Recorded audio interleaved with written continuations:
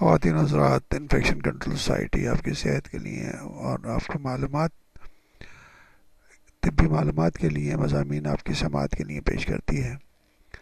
ہم نے blood pressure کے بارے میں مختلف مضامین آپ کی سماعت کے لیے پیش کیے۔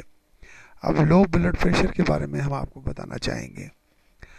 اچھی صحت کے لیے جسم میں خون کا دباؤ بلڈ پریشر معمول کی حد کے اندر رہنا چاہیے۔ اگر وہ حد سے بڑھ جائے تو صحت کے بے شمار مسئلے پیدا ہوتے ہیں، اور گھٹ جائے تو بھی جسم معمول کے مطابق فرائض انجام دینے کے قابل نہیں رہتا۔ سب سے پہلے تو یہ بات سمجھنے کی ضرورت ہے کہ نارمل بلڈ پریشر کیا ہوتا ہے۔ بلڈ پریشر کے پیمائش پارے کے یعنی کہ مرکری کے ملی میٹر والی اکائیوں میں کی جاتی ہے۔ پہلا یا اوپر والا نمبر سسٹولک بلڈ پریشر کہلاتا ہے۔ شریانوں میں خون کا یہ دباؤ اس وقت دیکھا جاتا ہے جب دل کے پٹھے سکڑتے ہیں، یعنی کہ وہ دل جو ہے نا سکڑ کر پمپ کر رہا ہوتا ہے اور خون دل سے باہر نکل کر پورے جسم میں پھیل جاتا ہے۔ نارمل سسٹولک پریشر 120 یا اس سے کم ہونا چاہیے۔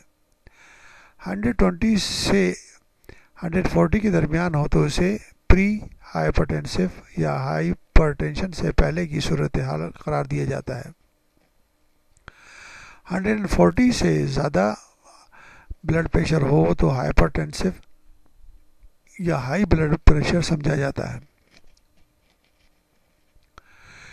لیکن آج کل بہتر یہی ہوتا ہے کہ بلڈ پریشر جو ہے نا 120 تک رہے۔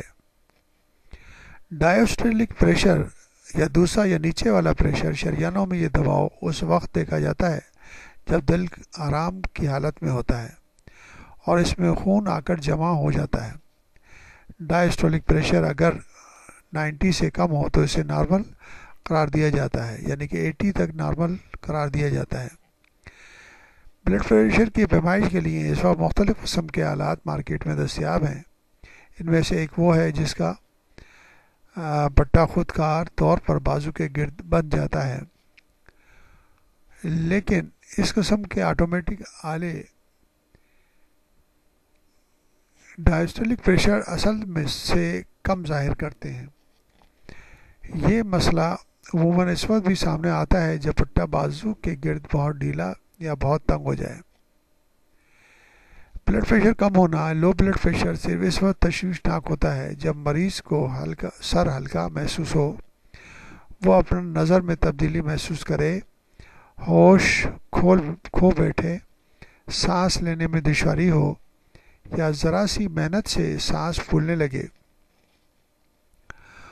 عموماً مریض ان علامتوں کی شکایت اس وقت کرتے ہیں جب وہ دیر تک بیٹھے رہیں اور پھر اچانک کھڑے ہو جائیں، تو وہ تھوڑی دیر تک لیٹے رہنے کے بعد اٹھ کر بیٹھ جائیں۔ اس صورتحال کو آرتھوسٹیٹک ہائپرٹینشن کہتے ہیں، جو تھوڑی دیر کے لیے ہوتا ہے۔ ایسے مریضوں کو چاہیے کہ وہ اپنی علامتوں کے بارے میں اپنے ڈاکٹر سے مشورہ کریں اور ان کی ہدایت پر عمل پیرا کریں۔ ہائپوٹینشن یعنی کہ لو بلڈ پریشر عام طور پر دواؤں کی وجہ سے ہوتا ہے۔ بلڈ پریشر کنٹرول کرنے والی دوائیں، افسردگی دور کرنے والی دوائیں، اینٹی ڈپریسنٹ اور دیگر ادویات ٹانگوں میں خون لے جانے والی نالیوں کے اعصاب کے نظام میں بگاڑ پیدا کر دیتی ہیں۔ عام طور پر جب کوئی شخص کھڑا ہو رہا ہوتا ہے تو یہ اعصاب ٹانگوں میں موجود خون کی نالیوں کو سکیڑ دیتے ہیں، لیکن جب جسم کی حالت تبدیل ہوتے وقت خون کی نالیاں نہ سکڑیں، اس وقت خون ٹانگوں میں جمع ہو جاتا ہے اور اس طرح دل اپنے حصے کے کچھ خون سے محروم ہو جاتا ہے، اور مذکورہ بالا علامتیں اسی وجہ سے ظاہر ہوتی ہیں کہ دماغ کو خون مطلوبہ مقدار میں نہیں پہنچتا۔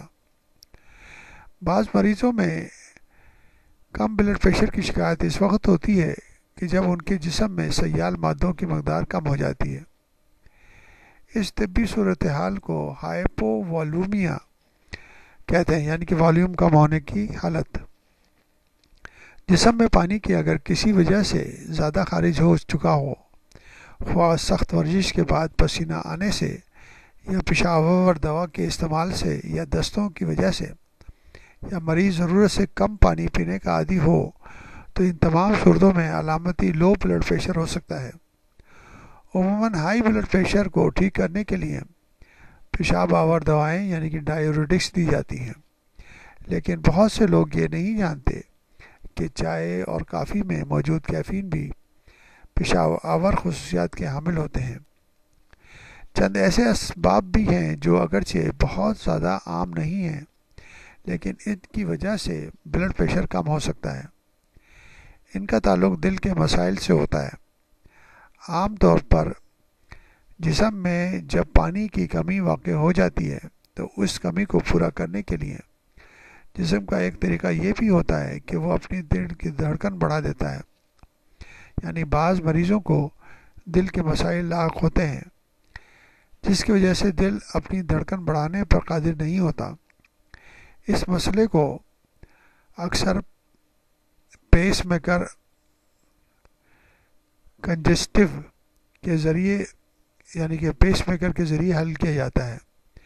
رکاوٹی یا کنجسٹو ہارٹ فیل کی وجہ سے زیادہ تر ہائی بلڈ پریشر بتائی جاتی ہے، لیکن علامتی لو بلڈ پریشر کی وجہ سے بھی یہ شکایت ہو سکتی ہے جس میں ایمرجنسی علاج کی ضرورت ہوتی ہے۔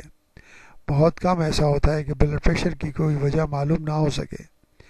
اس صورتحال کو بہتر بنانے کے لیے کچھ دوائیں دی جاتی ہیں، تاہم ان کا ایک آسان حل یہ ہے کہ نمک کا استعمال کچھ بڑھا دیا جائے۔ علامتوں کے بغیر اگر بلڈ پریشر کم رہتا ہے تو ڈاکٹروں سے اس کی وجہ معلوم کرنے کی کوشش کریں، لیکن علاج کی ضرورت شاید ہی پیش آتی ہے۔ تو بہتر یہ رہے گا کہ اپنی صحت کو بہتر رکھنے کے لیے مناسب طریقے سے صحت کے لیے ضروری ہے کہ بلڈ پریشر کو چیک کرنا چاہیے، اور جب بھی یعنی کہ کوئی ایسا مسئلہ ہو تو اپنے فیملی فزیشین سے رجوع کر کے اور معلومات حاصل کرنی چاہیے۔